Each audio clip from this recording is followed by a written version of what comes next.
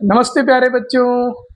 आइए देखते हैं समांतर श्रेणी अर्थमेटिक प्रोग्रेशंस की कुछ प्रॉब्लम्स। तो अगर आपको भी बोर्ड पेपर में पूरे नंबर लाने हैं तो आप इस तरह की प्रॉब्लम्स नहीं छोड़ सकते। तो देखिए 11 नंबर प्रॉब्लम में क्या दिया आपको, यदि किसी एपी के प्रथम n पदों का योग 4n-n² है तो इसका प्रथम पद अर्थात S1 ज्ञात करना है आपको। प्रथम दो पदों का योग क्या है ये भी बताना है। फिर तीसरे नंबर में आपसे पूछ रहा है दूसरा पद क्या है, और इसी प्रकार तीसरे 10वें और nवें पद का मान आपको ज्ञात करना है। तो आप लोग समझ सकते हो कि इसमें कई सारी चीजें पूछी गई हैं, तो आपकी अच्छे से सारे सूत्रों का भी आप लोग दोहरा लेंगे और अच्छे से आपकी इसमें सारी तैयारी हो जाएगी। तो चलिए देखते हैं। हाँ, तो सबसे पहले देखिए आपको क्या दिया हुआ है। सबसे पहले आप लोग लिखेंगे प्रथम n पदों का योग। यहाँ पे ये आपको दिए हैं प्रथम n पदों का योग। तो प्रथम n पदों के योग को हम लोग किससे डिनोट करेंगे, Sn से। तो ये आपको दिया हुआ है 4n-n²। ठीक, अच्छा अब ये आपको अगर n पदों का योग दिए हैं तो आपको एक बात तो अच्छे से पता है कि अगर यहाँ पर हम लोग n बराबर 1 रखेंगे तो क्या आएगा, प्रथम एक पदों का योग। तो प्रथम एक पदों का योग का मतलब क्या होता है, प्रथम पद, क्योंकि एक पद का आप लोग जोड़ेंगे क्या, एक ही पद है तो सीधे सीधे वही आपका योग होगा और वही आपका प्रथम पद होगा। ठीक, तो पहले आप लोग यहाँ पे लिखेंगे कि n बराबर 1 रखने पर, n बराबर 1 रखने पर, देखिए वहां पे लिखा भी है, आप लोग ध्यान से देखिए, यहाँ पे लिखा प्रथम पद और ब्रैकेट में लिखा S1। तो S1 का मतलब क्या हुआ, प्रथम एक पद का योग अर्थात प्रथम पद। तो यहाँ पर आप लोग लिखेंगे n बराबर 1 रखने पर प्रथम पद और ब्रैकेट में मैं लिखे दे रहा हूं अर्थात S1। ठीक, हाँ तो कितना आ जाएगा बेटा बताइए, यहाँ पे आ जाएगा 4 और n का मान आप लोग 1 रखने आए हो तो 4 मल्टीप्लीकेशन में 1 हो गया, और यहाँ पे आपका ये 1 का स्क्वायर, तो कितना आएगा 4 1 जा 4 और 1 का स्क्वायर 1 आ गया, तो ये आ गया 4 - 1 तो 3 आ गया। ठीक, तो यहाँ पे आप लोग लिख दोगे कि प्रथम पद जिसे आप लोग किससे डिनोट करते हो, a से। तो प्रथम पद a बराबर कितना आ गया, 3 आ गया। ठीक, ये आपका हो गया, यहाँ पे पहला आंसर हो गया। ठीक, आपसे पहले यही पूछा जा रहा है कि इसका प्रथम पद अर्थात S1 आपको बताना है। फिर आगे क्या कह रहा है, फिर कह रहा है प्रथम दो पदों का योग। तो अब आप लोग जान रहे हो कि आपको Sn दिए हैं, n बराबर 1 रखा आपने, तो आपको क्या मिला, प्रथम एक पद का योग कह लीजिए या फिर प्रथम पद कह लीजिए, कितना मिल गया 3। अब यहाँ पे आप लोग लिखोगे n बराबर 2 रखने पर। ठीक, n बराबर 2 रखने पर तो क्या आएगा बेटा, ये आ जाएगा यहाँ पे प्रथम दो पदों का योग, प्रथम दो पदों का योग। हाँ, तो इसे आप लोग क्या कहेंगे, S2 कहेंगे। तो बस यहाँ पे आपको 2 रख देना है n का मान। हाँ, तो यहाँ पे n का मान 2 रख दिया और इसके बाद यहाँ पे हो जाएगा 2 का स्क्वायर, तो 4 2 जा 8 और यहाँ पे 2 का स्क्वायर कितना 4 आ गया, तो ये आ गया प्रथम दो पदों का योग S2 बराबर 4 आ गया। ठीक, तो ये आपका हो गया यहाँ पे सेकंड आंसर हो गया। ठीक, अच्छा अब आगे क्या पूछ रहा है, दूसरा पद क्या है। तो अब एक चीज समझिए, ये आपको दिया हुआ है, देखिए प्रथम पद a बराबर 3 दिए हैं। ठीक, और इसके बाद देखिए दूसरे दो पदों का योग आपको दिए कितना, 4 दिए हैं। तो सीधी सी बात है कि दो पदों का योग आपको 4 दिए हैं, प्रथम पद 3 दिए हैं, तो आप लोग तुरंत जाएंगे दूसरा पद क्या है, दूसरा पद 4 में आप लोग 3 घटा देंगे तो क्या आ जाएगा, यहाँ पे ये आ जाएगा 1 आ जाएगा। ठीक, तो यहाँ पे आप लोग लिखेंगे कि अब दूसरा पद, अब दूसरा पद, तो दूसरा पद जब आप लोग निकालेंगे तो क्या करना है आपको, S2 में आप लोग चाहे S1 लिख दीजिए और चाहे इसे आप लोग ब्रैकेट में a भी लिख सकते हो ना, क्योंकि प्रथम एक पदों के योग को ही प्रथम पद कहते हैं। तो ये S2 - S1 हो जाएगा। ठीक, हाँ तो कितना आएगा, देखिए S2 आपको दिया हुआ है 4 और S1 प्रथम पद कितना दिया हुआ है, 3 दिए हैं, तो दूसरा पद कितना निकल आया, दूसरा पद निकल आया यहाँ पे 1 निकल आया। ठीक, तो ये आपका हो जाएगा, यहाँ पे एक बार मैं फिर से लिखे दे रहा हूँ, दूसरा पद जिसे आप लोग क्या कहते हो बेटा, A2 भी कहते हैं। तो दूसरा पद यहाँ पे कितना निकल आया, 1, तो ये आपका हो गया तीसरा आंसर हो गया। आपसे पूछा गया था ना कि प्रथम दो पदों का योग, इसके बाद पूछा गया था दूसरा पद क्या है, तो दूसरा पद कितना आ गया, 1 आ गया। तो अब एक चीज बताइए, आप लोग यहाँ पे अब लिखोगे एपी लिखेंगे, ठीक। तो एपी के आपको देखिए 2 पद तो मिल गए। सबसे पहले बात हम लोग कर रहे थे किसकी, प्रथम पद की, तो प्रथम पद कितना हो गया, 3 हो गया। और इसके बाद होता है दूसरा पद, तो दूसरा पद कितना हो गया, 1 हो गया। और इस तरह से ये आपकी सीरीज यहाँ पे बन जाएगी।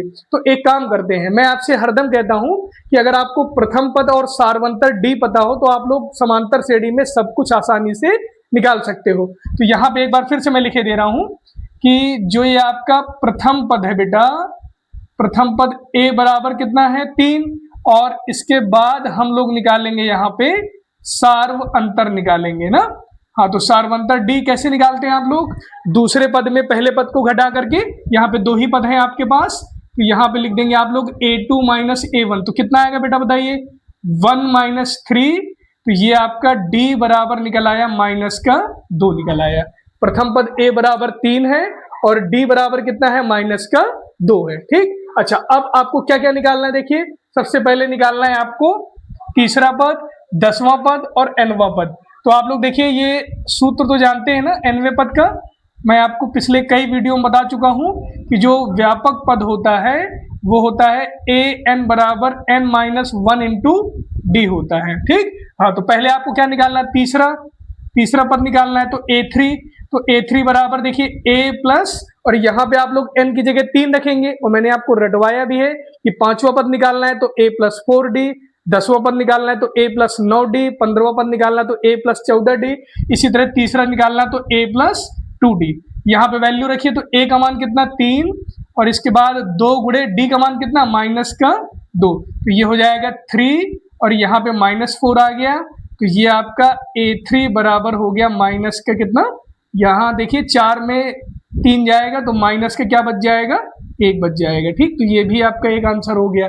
फिर इसके बाद देखिए 10वां पद, तो a10 बराबर क्या होगा, अभी मैंने बोला था a प्लस 9d, तो a कितना है देखिए, a हो गया 3, और इसके बाद 9d, तो 9, और गुणे d का मान कितना रख देंगे आप लोग, -2 रख देंगे, ठीक।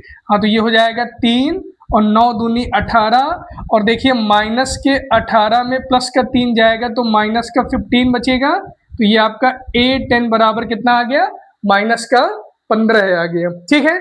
चलिए अब क्या निकालना है आपको, nवां पद और निकालना है, तो सूत्र लिखा ही है an बराबर, तो इसी में रख देते हैं, देखिए तो a कितना है बेटा, a आपका 3 हो गया, और इसके बाद यहाँ पे n-1, और d का मान कितना रख दोगे, -2, तो ये आ जाएगा 3, और अंदर गुणा करिए तो -2n और माइनस माइनस प्लस का 2, तो ये an बराबर कितना आ गया, 3 2 5 और -2n, ठीक। तो ये आपका हो गया nवां पद हो गया, ठीक। तो देखिए एक बार मैं फिर से समरी कर दूं थोड़ा सा। सबसे पहले आपसे क्या पूछा गया था, प्रथम पद, जिसे आप लोग प्रथम एक पद का योग भी कहते हैं, तो पहला आंसर आपका यहाँ पे था, ठीक। फिर आपसे क्या था, प्रथम 2 पदों का योग, तो प्रथम 2 पदों का योग S2, ये आपका क्या हो गया, यहाँ पे दूसरा आंसर हो गया, ठीक। फिर इसके बाद देखिए फिर आपसे दूसरा पद पूछा गया था, तो इसका मतलब ये आपका हो गया यहाँ पे तीसरा आंसर। फिर इसके बाद तीसरा, 10वां और nवां पद, तो तीसरा पद आपने यहाँ निकाला था, तो ये आंसर हो गया। फिर इसके बाद 10वां पद आपने यहाँ पे निकाला था, और इसके बाद आपने nवां पद यहाँ पे निकाल लिया, तो ये आपके 6 आंसर आप लोगों ने यहाँ पे निकाल लिए, ठीक। चलिए अब देखेंगे 12 नंबर की प्रॉब्लम। तो आपको बता दूं ये तो बहुत ज्यादा इंपॉर्टेंट प्रॉब्लम है।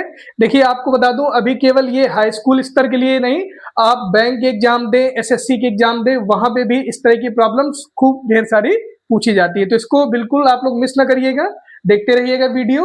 हाँ, तो देखिए यहाँ पे क्या है, देखो ऐसे प्रथम 40 धन पूर्णांकों का योग ज्ञात करना है जो 6 से क्या हो, विभाज्य हो। तो देखिए ये आपकी 12 नंबर की प्रॉब्लम है। सबसे पहले आप लोग यहाँ पे लिखेंगे 6 से विभाज्य 40 धन पूर्णांक, 6 से विभाज्य 40 धन पूर्णांक। तो बेटा बताइए क्या आएगी यहाँ पे जो सीरीज बनेगी, 6, फिर 6 से विभाज्य 12, फिर 18, फिर इसके बाद डॉट डॉट, यहाँ पे कितने पद लेने हैं आपको? 40 पद लेने हैं, ठीक, 40 पद लेने हैं। अब इसके बाद देखो, अब यहाँ पे आपको क्या करना है, इनका योग निकालना है बेटा। क्या निकालना है? योग निकालना है। तो पहले देखो, पहला काम आपका क्या है? पहला काम होता है कि आप लोग क्या कर ले, यहाँ पे प्रथम पद ए निकाल लें और सार्वंतर डी निकाल ले। तो यहाँ पर आप लोग लिखेंगे सबसे पहले प्रथम पद ए बराबर कितना है, देखिए 6, ठीक है। और इसके बाद सार्वंतर ध्यान दीजिए, तो वैसे तो कहा गया देखिए कि 6 से विभाज्य है तो 6 का अंतर होगा, लेकिन आपका जो तरीका है निकालने का वो क्या है? दूसरे में पहले को घटाइए या तीसरे में दूसरे को घटाइए, तो ये हो जाएगा यहाँ पे कितना, मान लीजिए हमने यहाँ पे दूसरे में पहले को घटाया बेटा, तो कितना आएगा 12 माइनस 6, तो वही डी बराबर कितना निकल आया? 6 निकल आया। और पदों की संख्या कितनी है, देखिए 40 है, तो इसे भी आप लोग लिख लीजिए। तो पदों की संख्या n बराबर यहाँ पे आपको 40 दिए हैं, ठीक। अच्छा, अब इसके बाद देखिए योग के सूत्र आपके पास कितने होते हैं? 2 होते हैं। एक होता है देखिए एस एन बराबर n/2 और ब्रैकेट में a प्लस एल। ये आप लोग तब यूज करते हैं जब आपको अंतिम पद l दिए हो, लेकिन यहाँ पे क्या है देखिए, यहाँ पे आपको सार्वंतर दिए, तो आप लोग नीचे वाला सूत्र यूज करेंगे, ये वाला जो मैं लिख रहा हूँ 2a plus n minus 1 into D. ये देखिए योगफल के सूत्र होते हैं समांतर श्रेणी के, तो आप लोग कौन से यूज करने वाले हो? नीचे वाला। तो देखिए यहाँ पे लिख देंगे कि 40 पदों का योगफल, 40 पदों का योगफल, हाँ तो क्या हो जाएगा बेटा? S40 इज इक्वल टू, इस फार्मूले में रखते हैं, तो सबसे पहले n/2 मतलब 40/2, 40/2। इसके बाद देखिए फिर यहाँ पे 2a, तो a कितना बेटा? देखिए हम लोगों ने पहले निकाल लिया, 6 हो गया। और यहाँ पे देखिए 40 माइनस 1, और d का मान कितना है? d का मान 6 हो गया, ठीक है।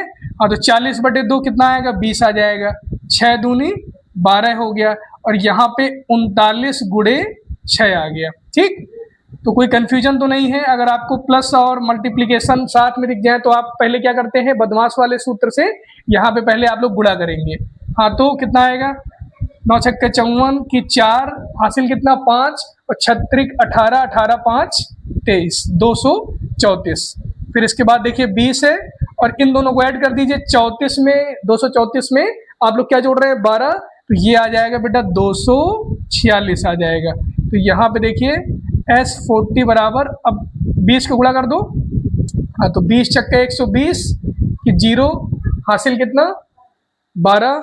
फिर इसके बाद 20 चौक 80, 80 में 12 जोड़ेंगे तो 92 हो गया, ठीक है। तो कितना आ जाएगा? 2 आ जाएगा, 9 हासिल हो गया। और 20 दूनी 40, 40 में 9 जोड़ेंगे तो 49। तो यहाँ पे S40 बराबर कितना निकल आया? 4920 निकल आया, और यही हो जाएगा क्या? 6 से विभाज्य होने वाले 40 धन पूर्णांकों का योगफल। और इसे आपने कैसे निकाला? समांतर श्रेणी की सहायता से निकाला है।